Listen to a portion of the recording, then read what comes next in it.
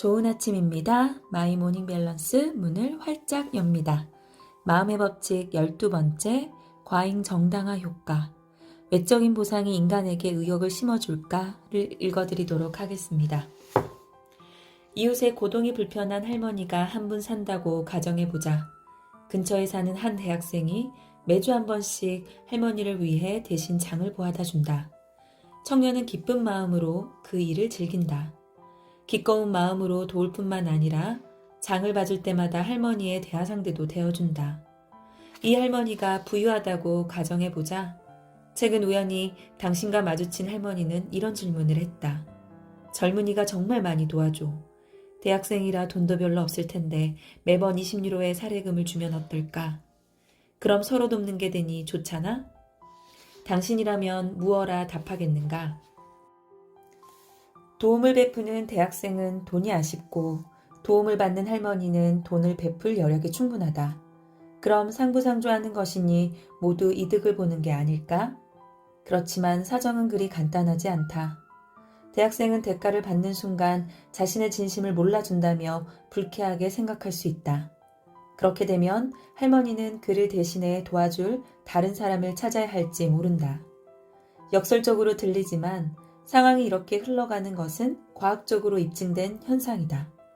대학생에게서 이른바 과잉 정당화 효과가 일어날 수 있다. 과잉 정당화 효과란 외부의 자극이 내면의 동기를 약화하거나 심지어 깨트려 버리는 것을 뜻한다. 동기부여란 원칙적으로 어떤 특정한 목표를 향해 나아가게 하는 힘을 의미하는데 내적 동기부여와 외적 동기부여로 구분된다. 내적 동기부여는 말 그대로 우리 내면에서 일어난다. 그 일을 하는 게 정말 즐겁거나 뜻깊어서 기꺼운 마음으로 하는 게 내적 동기부여이다. 내적 동기부여가 있다는 것은 우리 자신과 상대방 모두에게 이상적인 상황이다. 내적 동기에서 비롯된 행동은 우리의 자아를 온전히 발현해준다. 그리고 우리의 행동에 도움을 받은 사람은 앞에서 본 할머니처럼 커다란 행복을 맛본다. 마음에서 우러나는 성실함을 가지고 헌신적으로 처리하는 자세를 보이기 때문이다. 반면 외적 동기부여는 바깥에서 찾아온다. 자발적인 마음으로는 하지 않은 일을 하게 하는 게 외적 동기부여이다. 외적 동기부여에 의해 움직이는 까닭은 무언가 보상을 얻거나 처벌을 받지 않기 위해서다. 안과 밖의 동기부여는 근본적으로 나란히 작용한다. 월급이라는 외적 동기 때문에 출근을 하지만 기꺼이 행복한 마음으로 일터로 가는 사람을 보라. 그렇지만 내적 동기부여가 차지하는 비중이 높을수록 관련 당사자들은 더욱 잘 어울리며 화합한다. 그리고 외적인 보상, 이를테면 돈을 못 받는 일이 벌어질지라도 그 일을 계속할 확률이 높다. 그런데 이 사이에 과잉 정당화 효과가 끼어든다. 지금껏 자발적으로 했던 일에 갑자기 보상을 받는다면 우리 뇌는 이 활동을 돌연 새롭게 평가한다. 이를테면 다음과 같은 볼멘 소리를 할 수 있다. 대가를 받다니 이 일이 그리 멋진 것 같지 않아. 일종의 인지 부조화로 일어나는 현상이다. 어째서 이런 일이 벌어질까? 세상에 태어나기가 무섭게 보상이라는 것은 별로 좋아하지 않는 일, 불편한 일을 해야 주어지는 것이라는 교육을 주입식으로 받았기 때문이다. 예를 들어 방 청소를 해야만 텔레비전을 볼 수 있다거나 묘한 맛의 시금치를 먹어치워야 바깥에 나가 놀 수 있다는 식이다. 맛난 아이스크림이나 초콜릿은 숙제를 끝내야만 먹을 수 있다. 기분 좋은 일, 예를 들어 텔레비전 시청이나 컴퓨터 게임을 한다고 해서 보상을 받는 일은 절대 없다. 그러니까 불편한 일과 보상의 결합은 우리 의식에 뿌리를 깊게 내리고 있다. 사정이 이런 탓에 외적인 보상은 상황을 나쁘게 보게 만든다. 과잉 정당화가 되는 순간 돌연 우리는 그 일을 할 의욕을 잃는다. 시간이 흐르면서 점점 일의 즐거움은 사라지고 보상을 받는 데만 초점이 맞춰진다.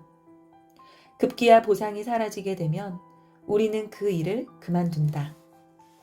이런 사정을 보여주는 좋은 애가 있다. 아이들에게 산수학습 게임을 하게 했다.